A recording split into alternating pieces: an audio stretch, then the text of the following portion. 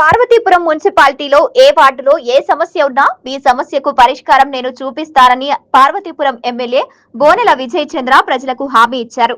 వార్డుల పర్యటనలో భాగంగా బుధవారం ఉదయం పట్టణంలోని 15 వార్డుల్లో ఆయన విస్తృత పర్యటన చేశారు.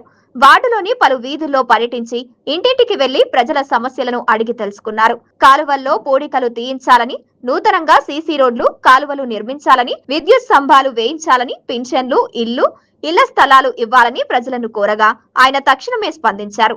సంబంధిత శాఖ అధికారులతో మాట్లాడి వెంటనే కాలువలో పూడిక తీయించారు. అలాగే విద్యుత్ శాఖ అధికారులతో మాట్లాడారు. అలాగే కాలువలు, రోడ్లు త్వరలోనే వేయించడం జరుగుతుందని ప్రజలకు హామీ ఇచ్చారు. అర్హులకు పింఛన్లు, ఇళ్ల స్థలాలు ఇవ్వడం జరుగుతుందని అన్నారు. ప్రతి వార్డులో సమస్యను గుర్తించి వాటి పరిష్కారానికి కృషి చేయడం జరుగుతోందని అన్నారు. అసలు ఇది హౌస్ గురించి పెడితే మీకు అవసరం అంట కొత్త ప్లేస్ కావాలి అంతే కదా. మా అబ్బాయి గురించి ఏదైనా తీసుకోండి, ముందు నెంబర్ తీసుకోండి, ఏముంది